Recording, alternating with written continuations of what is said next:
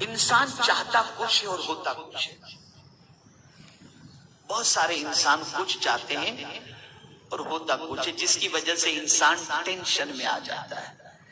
اور وہ جب ٹینشن میں آتا ہے تو پھر بڑبڑاتا ہے، نماز چھوڑ دیتا ہے. یہاں مولا علی کرم اللہ تعالی وجہہ الکریم کا ایک قول مجھے بہت پسند آتا ہے، بہت پسند ہے، مجھے بہت پسند ہے.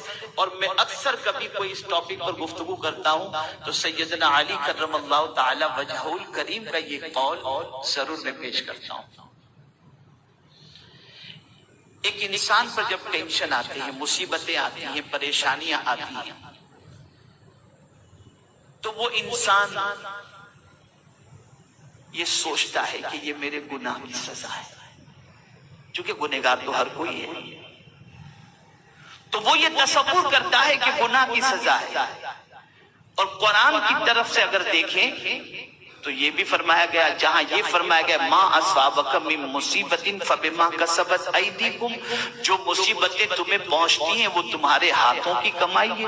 اور دوسری طرف قرآن یہ بھی کہتا ہے کہ وَلَنَبْلُوَنَّكُمْ بِشَيْءٍ مِّنَ الْخَوْفِ، ہم تمہیں آزمائیں گے. تو مولا علی کرم اللہ تعالی وجہہ الکریم سے پوچھا گیا کہ حضور یہ بتائیے کہ قرآن کہتا ہے کہ جو مصیبتیں تمہیں پہنچتی ہیں وہ تمہارے ہاتھوں کی کمائی ہے، اور دوسری طرف قرآن کہتا ہے کہ ہم تمہیں آزماتے ہیں.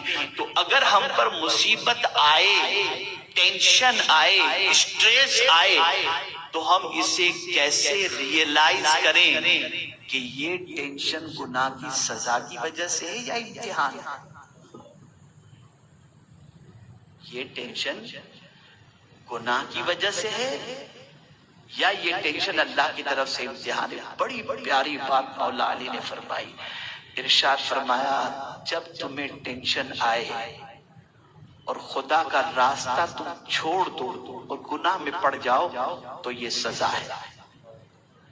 اور جب کبھی تمہیں ٹینشن آئے اور تم خدا کے راستے پر چل پڑو تو سمجھ لینا کہ اللہ تعالیٰ تمہارا امتحان لے رہا ہے. فلسفہ بتا دیا، یہ فلسفہ بتا دیا. تو میرے پیارے آقا صلی اللہ تعالی علیہ وسلم کے پیارے دیوانوں، تو اس چیز کو ذہن میں رکھیں. دوسری چیز کہ ٹینشن آپ کا لائٹ کیسے ہوگا، ہلکا کیسے ہوگا، آپ ریلیکس میں کیسے آئیں گے. مثال کے طور پر بزنس میں آپ کو لاس ہوا، آپ ٹینشن میں آ گیا. سڈنلی فیملی میں کسی کا انتقال ہوا، آپ ٹینشن میں آ گیا. اسی طریقے سے ایگزام میں فیل ہوئے، آپ ٹینشن میں آ گئے. تو اس کے لیے حدیث مبارکہ میں ایک فارمولا دے دیا گیا ہے کہ بندہ اگر اس چیز کو اپنی زندگی میں اپنا لے تو اس کی زندگی میں ٹینشن بالکل ہلکا ہو جائے گا اور وہ کسی حد تک ٹینشن سے فری ہو جائے گا. اور وہ کیا چیزیں ہیں؟ تو میرے پیارے آقا صلی اللہ تعالی علیہ وسلم کے پیارے دیوانوں، ایک آدمی حضور صلی اللہ علیہ وسلم کے پاس آیا اور درخواست کی کہ اسے کوئی جامع وصیت فرمائے. حضور صلی اللہ علیہ وسلم سے اس نے ریکویسٹ کی کوئی مضبوط سرکار صلی اللہ علیہ وسلم اسے وصیت فرمائے. تو حضور صلی اللہ علیہ وسلم نے ارشاد فرمایا اللہ عز و جل کو اس کے فیصلے کے سلسلے میں الزام نہ دو. یعنی اس نے تمہارے بارے میں جو فیصلہ کر لیا تو اس فیصلے کو خاموشی سے قبول کر لو، اس پر الزام نہ دو. اب شاید یہ آپ کو گاڑا لگا ہو، میں تھوڑا سا ایزی کر کے آپ کو سمجھاؤں. ایک بڑھیا تھی، راستے سے جا رہی تھی، اس کے پیر کا ناخن نکل گیا، وہ مسکرانے لگی. پیر کا ناخن نکلا، وہ مسکرانے لگی. لوگوں نے کہا مائی تجھے درد نہیں ہوتا؟ تو پھر اور مسکرانے لگی. کہا نہیں مجھے درد نہیں ہوتا. کب پیر کا ناخن نکل گیا، خون نکل رہا ہے اور تجھے درد نہیں ہوتا؟ کہا نہیں مجھے درد نہیں ہوتا. اس نے کہا مائی کیسے تجھے درد نہیں ہوتا؟ اب جواب سنو. وہ عورت کہتی ہے بڑھیا کہ تم مجھے یہ بتاؤ کیا میں یہ چاہتی تھی کہ میرے پیر کا ناخن نکلے؟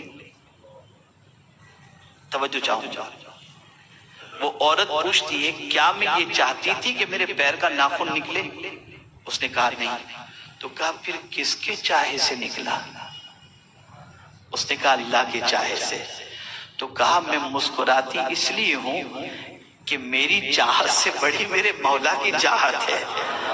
اگر وہ ناخن نکال کر خوش ہو رہا ہے تو میں مسکرا کر اس سے کہہ رہی ہوں میرے مولا تو جس میں خوش ہے میں بھی ایسا خوش ہوں. تو ٹینشن کا پہلا سولوشن یہ ہے کہ آپ کو زمانے میں جتنے بھی اپ اینڈ ڈاؤن آئیں آپ اللہ کا فیصلہ سمجھ کر اسے قبول کر لیجئے. البتہ ارشاد ہے کہ ہاں آپ اس کے ریزن کو تلاش کرو, اس کے اسباب کو تلاش کرو اور اس کے اسباب کو دور کرنے کی کوشش کرو, اور ان چیزوں کے اندر اگر آپ کو جہاں اپنی خامی اور غلطی نظر آتی ہو اس کا کریکشن کر لو تاکہ آئندہ تم بڑے کسی ٹینشن سے بچ سکو. لیکن آپ پرفیکٹ ہیں, آپ نے سب کچھ اپنا کیلکولیشن بھی پرفیکٹ کیا اور اس کے بعد کوئی چیز ہوئی تو آپ کو یہ سمجھ لینا چاہیے یہ مولا کا فیصلہ تھا اور اس کا فیصلہ بالکل حق ہے.